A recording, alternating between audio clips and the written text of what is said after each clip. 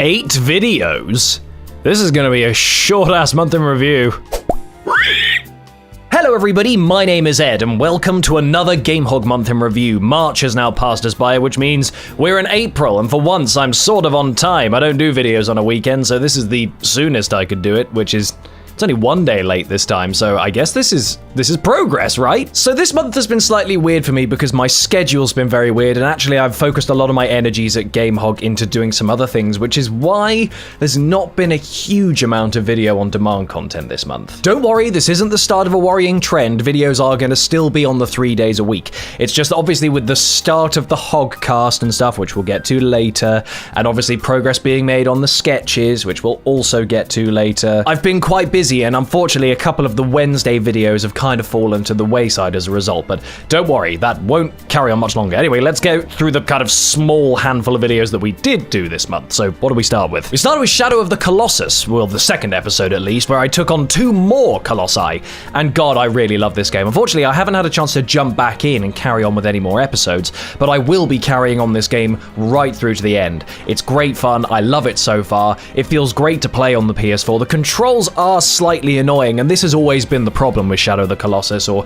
Eco or even The Last Guardian when that came out. Their control schemes just suck, and the engine hasn't aged well, really. So that's my biggest frustration with it, but I'm so looking forward to getting back into it. There's a lot of games I never finish on this channel, and I don't want this to be one of them considering it's very achievable. One of them is still getting over it with Bennett Foddy. I've just been putting that off. I need to finish it, and I'm gonna finish it in April. I swear to God I'll finish it in April. But they've just brought out a new one called Golfing with It, or Golfing Over It. So I'm gonna have to play that at some point, but I've barely finished the first Origin game of this, so...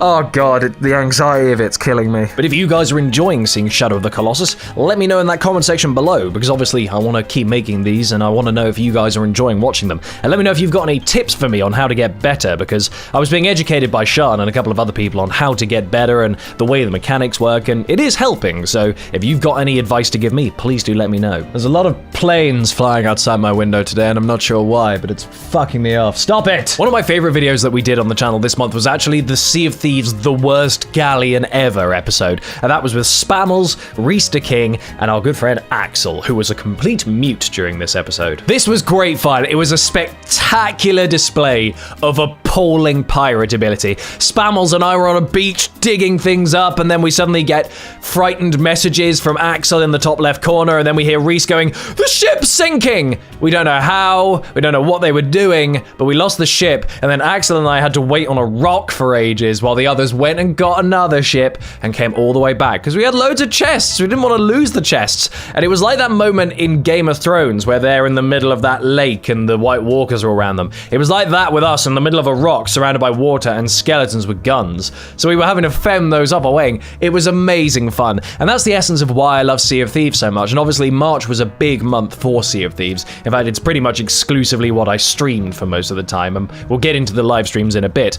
But I really, really love Sea of Thieves, and if you guys aren't bored of it yet, I am going to keep doing some streams here and there. However, I am aware that the game is very much grind the same missions over and over again until you reach a certain level in the factions, and it's not that fun to watch, and I understand that. It's starting to get a bit less fun to play. But the thing is, it's quite handy because there's a lot of downtime in that game. And by that, I mean, while I'm playing and setting sail and waiting, that's a good chance for me to interact with the stream chat and, you know, do some other stuff or set up a donation goal, whatever. It just gives me opportunities to do things. So it lends itself to streaming quite well. But if you guys do want to see more Sea of Thieves streams or you want to see more Sea of Thieves videos, admittedly, I'm not really sure what more content I can do with that. I may try and make some more videos. I might try and make an exclusive video just on the Kraken, because the one thing I haven't encountered yet. So hopefully I'll do that at some point, and that'll be a nice fun video. But yeah, like I said, let me know if you guys want to see more Sea of Thieves content. Golf Story obviously came back. Now, I had a little bit of a fuck up with Golf Story this month where I sat down to record, did a really good episode. It was really fun. We made quite a bit of progress. Admittedly, it was all just golf challenges and stuff. There was no plot. but they were kind of cool moments that I wanted to see. I managed to play the 9 holes of the Bermuda Isles, and I got loads of birdies, and on the final hole, I got an epic chip-in birdie, and I showed it in the video because unfortunately, I'd muted my mic for the whole thing. Whenever I finish a live stream, obviously I put up the loading screen and I'll hit the mute button on my mic, and then that means that you guys can't hear me while I'm chatting or moving about or typing away. And sometimes I just forget to turn that back on, and that's ruined a good couple of recordings for me now, so I need to really think that through. But Golf Story's getting better and better by the day. I'm really loving it, and in this episode 12, we did manage to actually get some plot moving on, so I'm happy with that. And if you guys are still enjoying Golf Story, let me know. And by the way, I know that Golf Story may sound like the kind of series that a lot of you may not be interested in, but I did say this in the last month in review, it is one of my favorite games, and it is a game that we are going to be playing well up until the end. And considering it's already turning into one of the longest running GameHog series ever, it's looking like it's going to be. So get involved. It's kind of like a mini Choices in a way, because there's a lot of different characters to do with voices, and then there's actually games to play.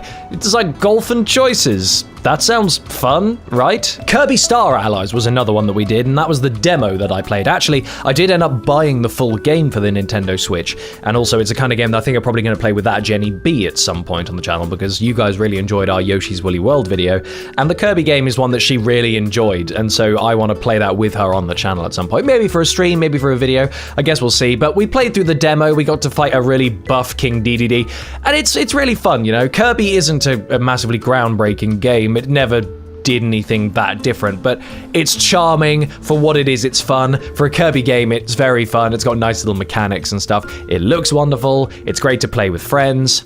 It's an all-round great experience. So if you guys want to see more of the full game, maybe you want to just sit and chat while I play it in the background and just kind of crack on through the whole game, let me know, because these are the kind of things I'm wanting to do with a lot of these. They don't necessarily lend themselves to a video in the sense that you don't just sit and record the entire thing, because that's kind of boring. It's the same gameplay, but it's the kind of thing that would be fine for a live stream. I could sit there and play it and chat to you guys, so let me know. Slay the Spire came in. Slay the Spire was a game I really, really enjoyed. I kind of saw it on the App Store. Not App Store, what? I'm not an iPhone user, what am I saying? I saw it on Steam, that's what I meant. And it kind of reminded me of a mixture of like Reigns, Yu-Gi-Oh!, Duel Masters, maybe a little bit of Kingdom, I don't know. But I got really intrigued by it, so I played it for a video and actually had a lot of fun. It makes a lot of sense. It's got that kind of mana thing where you've got 3 points and each card uses a certain amount of points each time. And it makes you use your brain a lot, and you've got to try and pick a path to go on. I really liked it, and I think I'm actually going to maybe do some more episodes on that. People did seem to enjoy it, and the people who watched it did say they wanted to see more, so if you guys would like to see more Slay the Spire, let me know. And if you guys play Slay the Spire, let me know how I can get better. Let me know any tips or tricks that maybe I didn't discover during my playthrough. But so far, it's quite a simple game that I just like how easy it is to get into. And I also like that I got to put Shobu Kirafuda and Yugi from Yu-Gi-Oh! In the thumbnail. That was fun for me.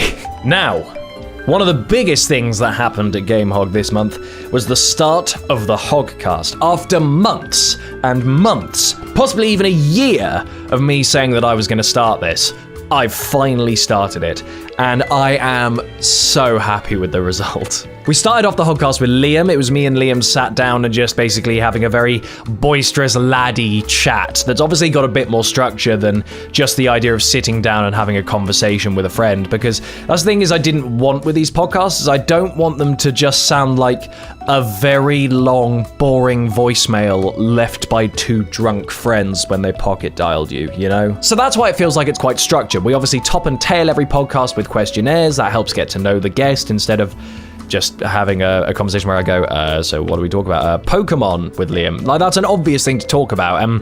I don't think we ever did really go into Pokemon in the end, but it's the kind of thing that I want to come up more naturally, but I want to throw in these more insightful questions, like a favorite word, or the thing that turns them on creatively, spiritually, or emotionally. Stuff like that. And then at the end, I like having the quick fire questionnaire that's random and tests how quickly they think on their feet. Those are fun. But on top of that, I really like the games that we've got. So we've got Haiku Do You Think You Are, which is one of my favorite things I've ever made. And it's just the idea of we get you guys to submit a subject matter, and then myself and the guest, we make a haiku. And haiku, for those of you who don't know, is a small poem of 3 lines. The first line has 5 syllables, the second line has 7 syllables, and then the third line has 5 syllables. So basically, the idea was we sit down and we try and come up with shitty ones of these on the subject matter that you guys decided, and then you guys decide which one's the best. And I really like it. Liam and I had a really kind of boisterous, rowdy, inappropriate one, and then Spammels and I, Spammels was the second Hogcast that we've got so far that came out in March. Him and I basically sat down and just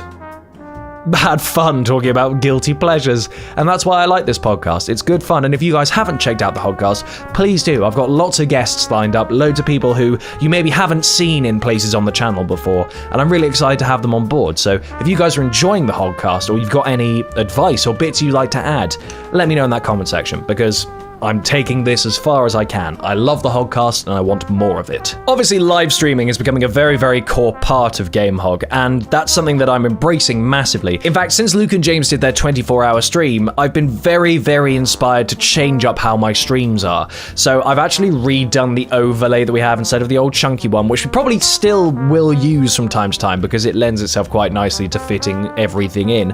I've actually designed a very more minimal one, and I'm going to get rid of the black backdrop for live streams, and it's going to be green screened because I know that's a new thing that people have. I've got a new webcam. I don't know if you guys were able to tell from this video, but it is new. It does 60 frames per second, but not at 1080p. So this is only in 30 frames, unfortunately, but we have 60 frames per second for when we do the streams. That's going to be exciting. I've obviously got a stream deck, and this is all thanks to donations from you guys, and the donations helped go towards other games that we played, like Sea of Thieves, or the Devil May Cry stream, which I had a lot of fun doing. We also had the Final Fantasy 15 first chapter playthrough, and these are all games I'm going to sit down and play through more in streams if you guys want me to, because I love Devil May Cry. Devil May Cry is one of my favorite ever game franchises, so I'm going to keep playing that. I adored what I played of Final Fantasy 15, and some of you guys really enjoyed watching that. So if you want more games like that, you want more streams on Twitch as well, because I'm basically trying to overhaul the entire live stream thing we have. We've got new custom notifications, we've got branding.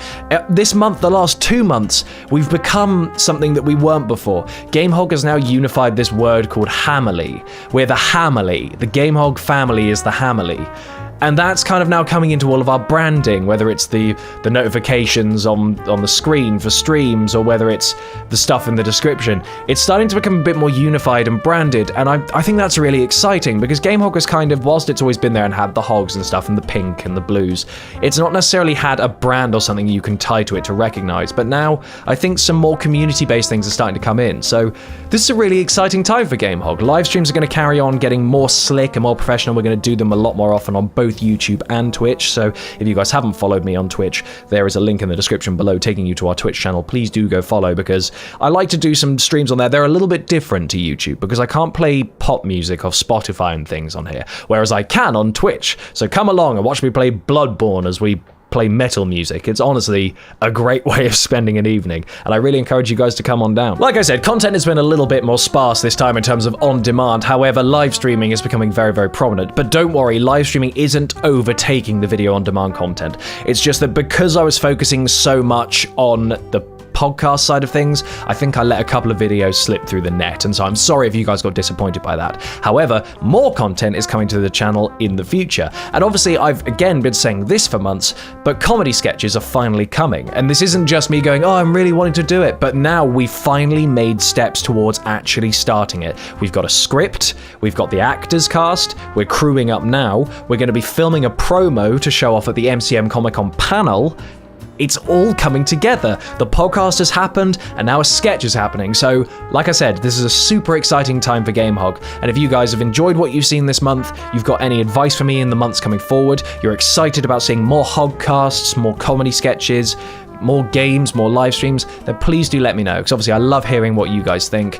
And yeah, this has been a good month, a slightly weird month, but I'm looking forward to the month ahead. Anyway, that's enough baseless rambling from me about the month in review. What happened in your last month? Was everything okay for you? Did you join the GameHog Hammerly in that time? Have you enjoyed the content? Have you disliked the content? Let me know, because I always want to know. Anyway, guys, thank you very much for watching this month in review, and we will see you in the next video. Take care. Byesies.